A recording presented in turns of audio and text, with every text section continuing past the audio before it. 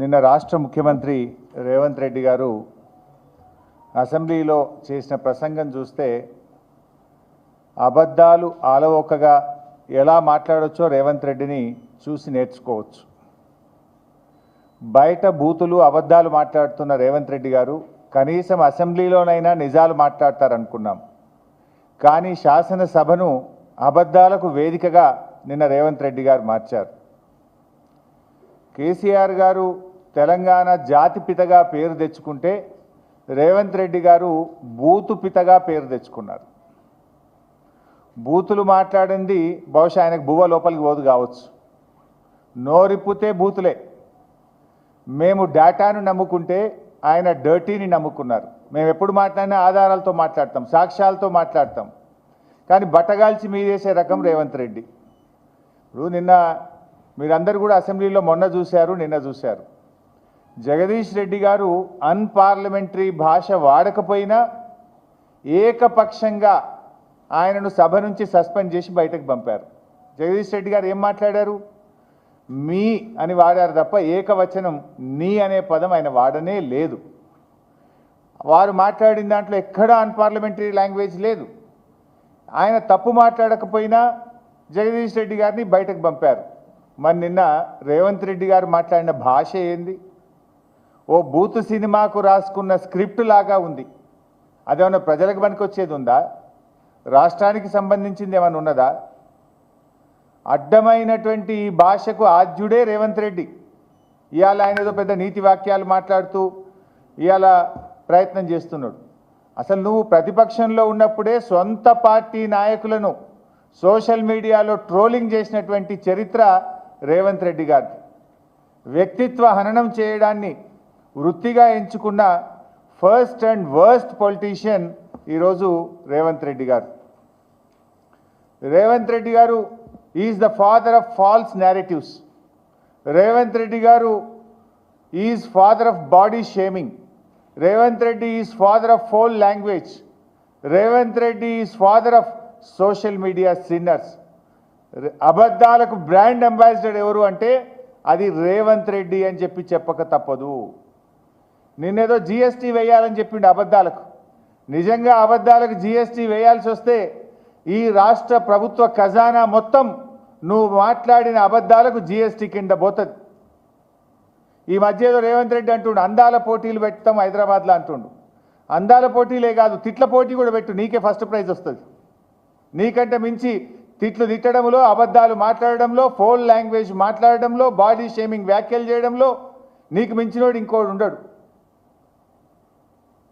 ఇవాళ కేసీఆర్ గారు 14 ఏళ్ళు పోరాడి కానే కాదు రానే రాదన్న తెలంగాణను చావు నోట్లో తలబెట్టి తెలంగాణ తెచ్చిన జాతిపిత కేసీఆర్.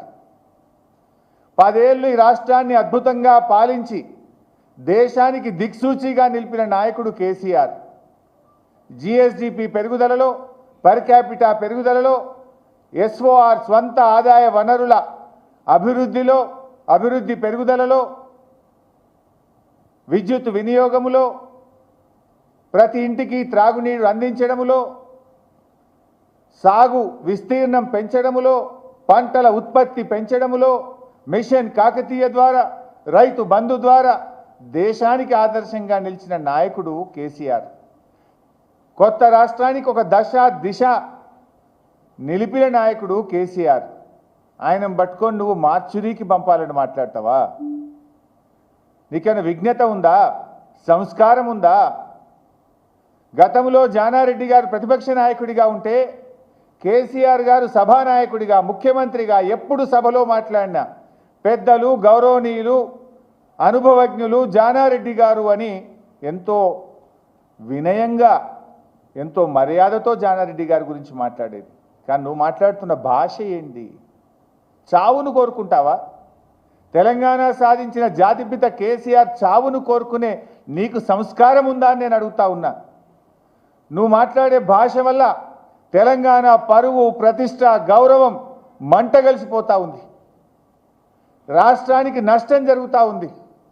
తెలంగాణ అంటే ఈ దేశంలో ఒక గౌరవం ఉంది, ఒక ప్రతిష్ట నిలిపిండు కేసీఆర్. నీ భాష వల్ల, నీ చర్యల వల్ల, నీ విధానాల వల్ల, నీ పిచ్చి తుగ్లక్ చర్యల వల్ల ఈ రాష్ట్రం యొక్క పరువు ప్రతిష్ట మంటగలిసేటువంటి పరిస్థితి ఏర్పడతా ఉంది.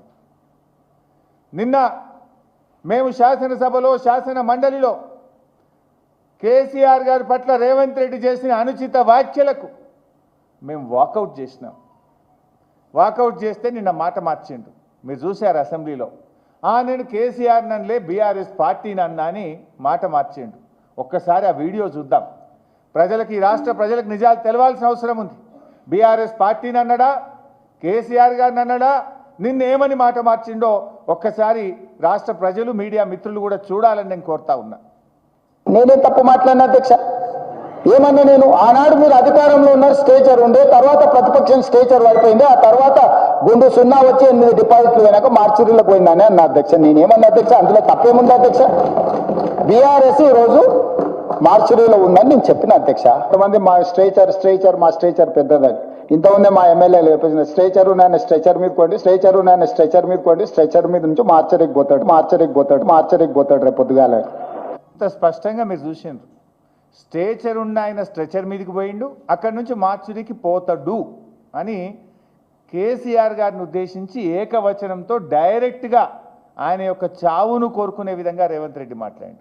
నిన్న సిగ్గు లేకుండా అసెంబ్లీలో ఏమంటాడు, మళ్ళీ మాట మార్చి, లేలే నేను కేసీఆర్ని అనలేదు, బీఆర్ఎస్ పార్టీని అన్నా. ఇంతకంటే సాక్ష్యం ఇంకోటి కావాలన్నా? 24 గంటల్లోనే మాట మార్చడంలో రేవంత్ రెడ్డి మించినోడు ఇంకోడని ఉంటాడా? నీకు సిగ్గుంటే, నిజాయితీ ఉంటే క్షమాపణ చెప్పు. నేను తప్పుగా నోరు జారినా కేసీఆర్ గారిని మార్చురిగిపోవాలని ఆయన చావును కోరుకున్నా అని జాతిపిత అయిన కేసీఆర్కు క్షమాపణ చెప్పు. ఏమన్నా ఆయన పెద్ద మనసుతో నిన్ను క్షమిస్తాడు, ప్రజలు క్షమిస్తారు నిన్ను. ఇలా కేసీఆర్ అంటే ఒక వ్యక్తి కాదు, తెలంగాణ రాష్ట్రాన్ని సాధించిన 4 కోట్ల ప్రజల కలలను నిజం చేసిన స్వాప్నికుడు. నువ్వు ఆయన పట్టుకొని ఆ రకమైన భాష మాట్లాడుతావు. నేనేమంటాడు, మళ్ళా మాట మార్చేసిండు. మాట మార్చి నేను అట్లా అన్నానా అని నిన్న మాట్లాడే ప్రయత్నం చేసిండు.